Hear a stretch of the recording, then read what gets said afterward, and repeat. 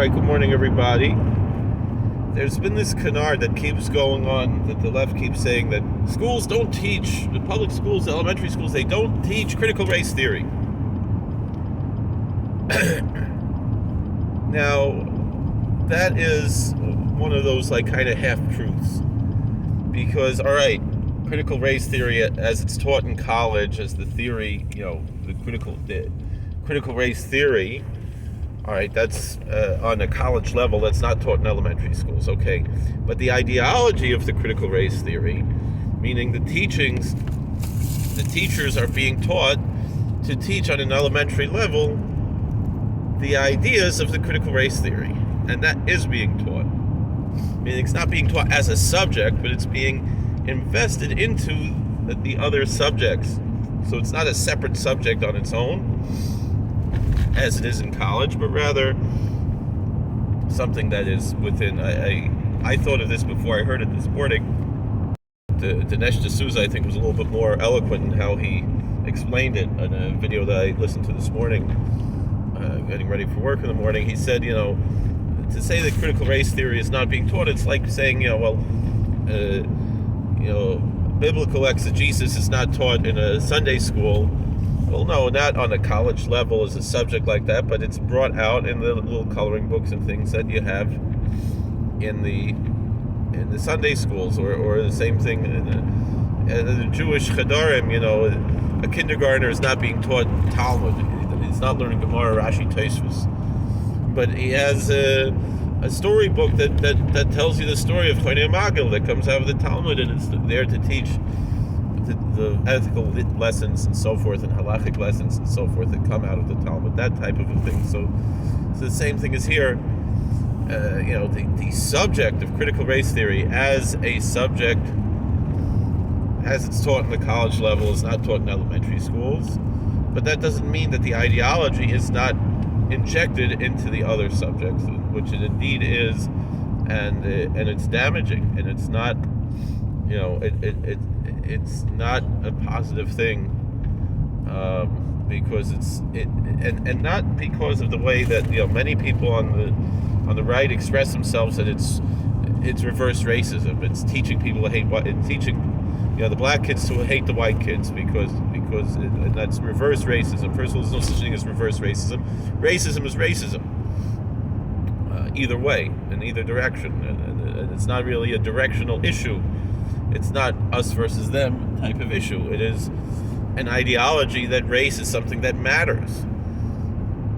And the critical race theory says the opposite. Critical race theory says that it's racist to be colorblind.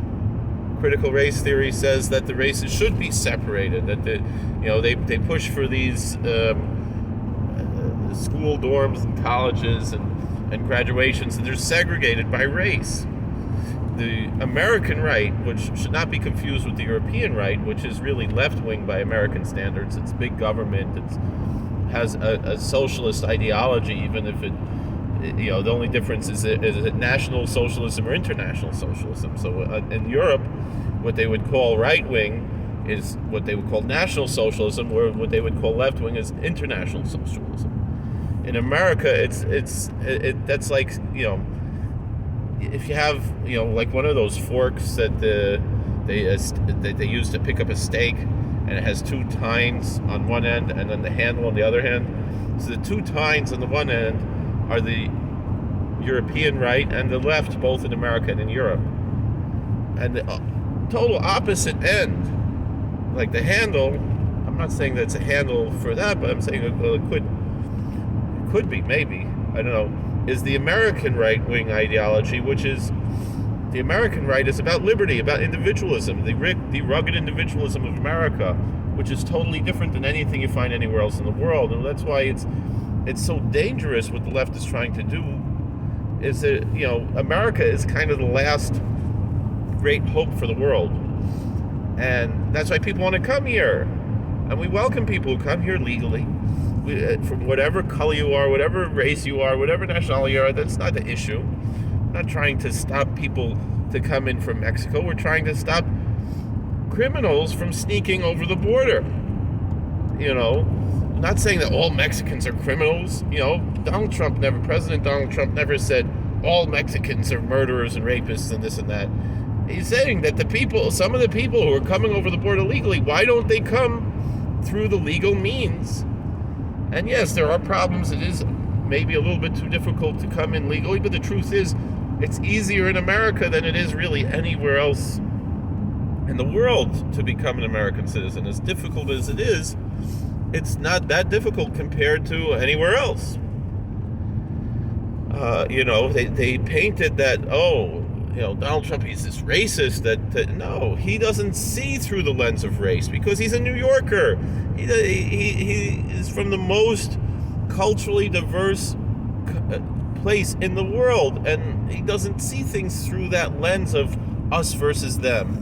He sees it through the lens of, if he's offending a woman who's offensive to him, it's not because she's a woman. If he's offending a black person who's offensive to him, it's not because he's a black person.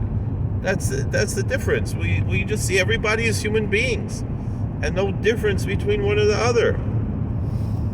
And it's not, and to the American right, skin color doesn't matter any more than eye color does. It's the American left. It's the Democrat Party. They say, well, the party's flipped.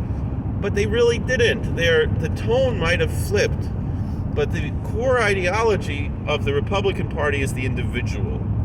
And that's why it's Republican to say that, it's not about race, it's not about color, it's not about these demographic issues. The most important minority is the minority of one, is the individual, is to protect the individual from the issues of, I just want to see something here. I didn't drop my, I lost my badge here. That minority of one, that individual, that's what matters, not the demographic, not what race, what, identity from, sexual identities and things like that. They want to put people into bubbles instead of seeing people as individuals. The Democrats see everybody just as members of a group because it's a demographic ideology. It's about demos. It's about if we can put people into a demographic, then we can divide and conquer and have control. That's the democratic ideology, and so it's a democracy idea of two wolves and a lamb voting on what's for dinner, right? And that's the democratic ideology. The Republican ideology is to protect the individual. A republic means that there's no king. Even though the communist countries called themselves people's republics, socialist republics, they really weren't republics because they were, even though there was not a hereditary monarch, but there was an autocratic ruler, or even to this day is in China, and Cuba, and Vietnam, and there's one more, not Laos, it's one of Burma, I think, Myanmar, and that's where. So those are not really republics. They call themselves republics, just like Iran calls itself an Islamic Republic, where it really isn't a republic because you have a supreme leader. The American ideology is a constitutional republic with some democratic ideas. Really, it was only supposed to be the House of Representatives that was really elected democratically through a direct vote, and everything else was not supposed to be a direct vote. That's why we still have the Electoral College, which is a brilliant idea, and we should not have the direct election of senators. What that did was it removed the checks and balances of the state legislatures, which was designed by our founding fathers when they made the direct election of senators. It really undermined the whole idea of what the Senate is supposed to be about and what and the checks and balances that were supposed to be in place. So those are just some of the things to kind of recognize here. So anyway, nonetheless, I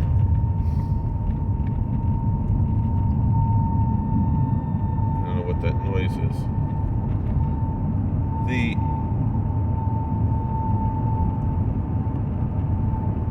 The point that I'm bringing out here is that this CRT ideology is racist, and it's not, and what it does, it teaches black kids that, being on time and, being presentable and so forth, those are aspects of whiteness. And, so it's really, and that's part of the Democrats' nefarious plan. They,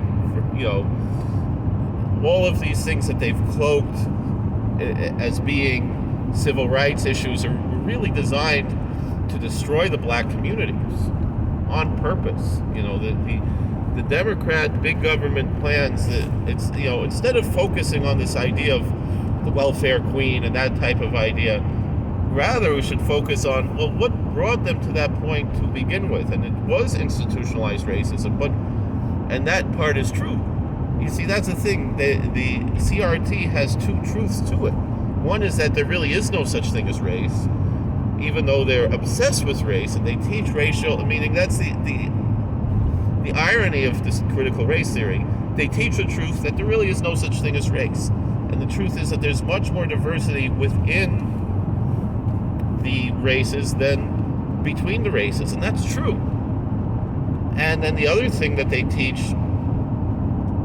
that's true, well, I don't remember what that is now. I was about to say it. I don't really prepare that much. Is that anyway? We'll think about. We'll circle back to that, right?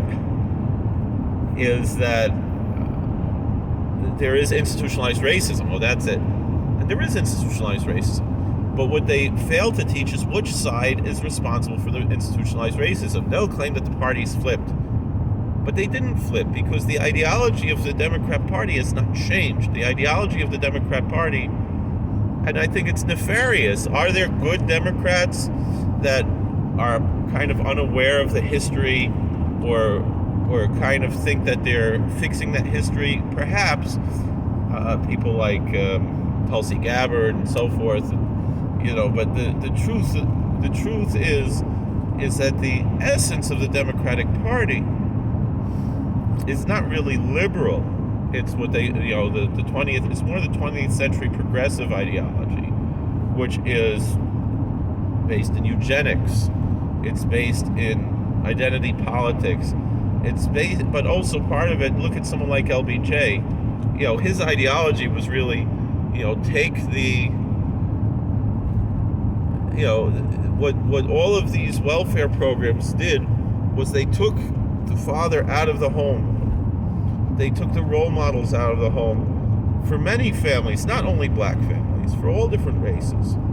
But for a large part, for a lot of black families were victims to this push that was designed to destroy these families, make them dependent. That's why he said when he passed a lot of these laws, he said, we'll get the N-words to be voting Democrat for the next 100 years. Not even so much of, a lot of people ask, well, does that mean that you believe that people are foolish and are easily, brainwashed, particularly of a different race? No, it's a trap. Well, you talk to people who are on welfare. They are afraid that if they make a little bit more money, they'll lose it all, right? So they're in a trap where that is very, very difficult to get out. I mean, I experienced that. I remember, I'm a college grad, but Obama destroyed the economy so much that, I went from making $50,000 a year right out of college to down to something like $20,000 a year, and now, Baruch Hashem, I'm back up. But and things are much better. Thanks to President Trump fixing the economy and stuff. But now what's Biden doing? He's devaluing our currency. He's doing like what happened in Germany, before World War II, where, they were it could get to the point where it was cheaper to burn money for heat than to buy wood, right? Because the money is worthless, and that's what they're doing when they flood the economy with money that's not earned. They devalue the currency, and that's inflation. But there could be this hyperinflation where it gets to the point where, and that's by design. The Democrats want to destroy everything. They want to, in order so they can seize more power. That's the design. Just like they saw what happened in Germany, how big government, after World War I, everything was destroyed, and they were able to seize power and destroy the world, try to take over the world with big government tactics. And that's how the Nazi Party grew, out of that type of situation, even though it wasn't at first by design when they got to that point. So, but the Democrats are doing it by design. They want to burn the whole thing down so they can, take over and seize control and do whatever they want. Doesn't necessarily mean they're going to put us in concentration camps. Maybe no, but also maybe yes. It's quite possible that could be part of the plan. I mean, if they got away with stealing the election in 2020, what's to stop them? And now they're stealing New Jersey. That's the thing. We can't let it even be close. That's the thing. We cannot let it be close anymore, because if it's close, the Democrats have ways of cheating. And then they say, the Republicans cheat too. No, they don't. It's the Republicans who want to get rid of the possibilities of cheating. And it's the Democrats who want to put in the make it easy to cheat. So, but anyway, the point that I'm saying is there is systematic racism, and it comes from the Democrat Party. And so then when they say that the party's flipped, so then why are you still supporting Planned Parenthood, the hood in it? That's what I call it.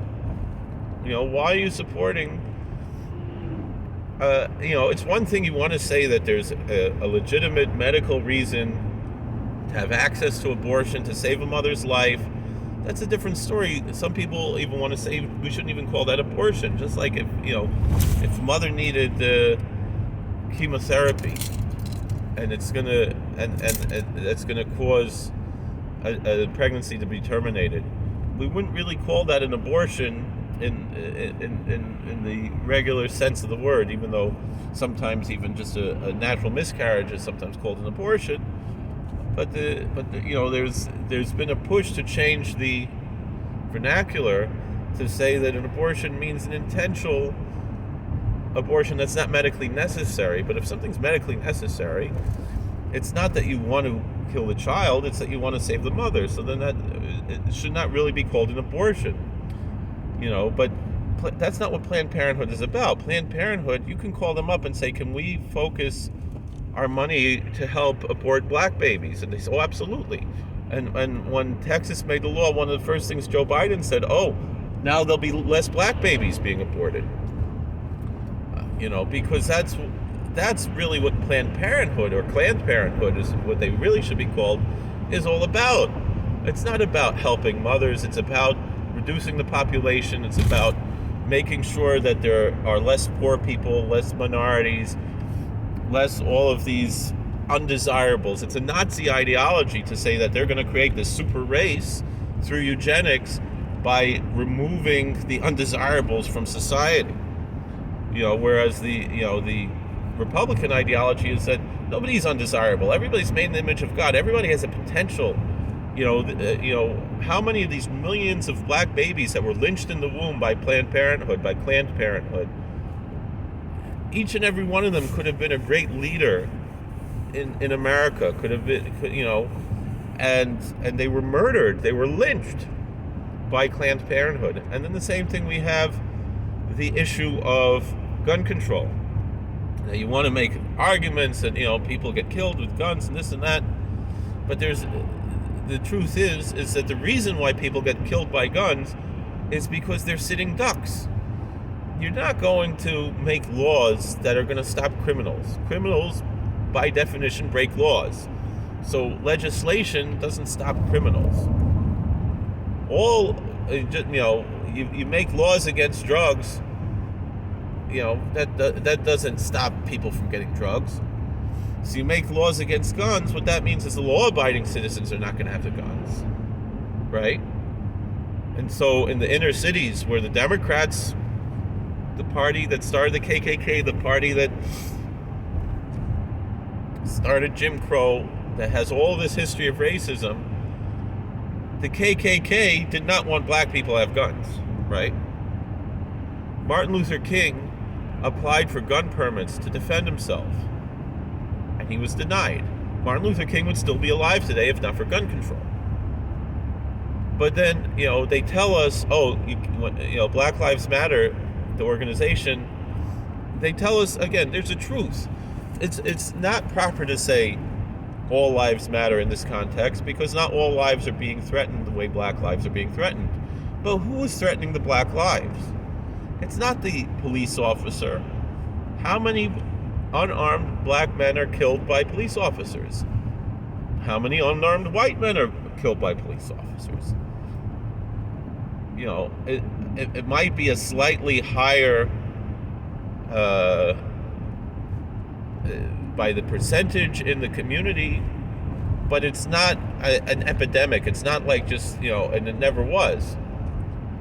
But who are killing the black unarmed blacks in the South? Is there's black on black crime, but they tell us you can't mention that because that's not fair. But the truth is, what causes the environment in which black on black crime exists? And part of it is gun control, because the law-abiding black people are sitting ducks against the gangs. And this is not a racist thing. This is saying that the Democrats do this by design. Just like they lynch the black babies in the womb, they do this lynching by proxy.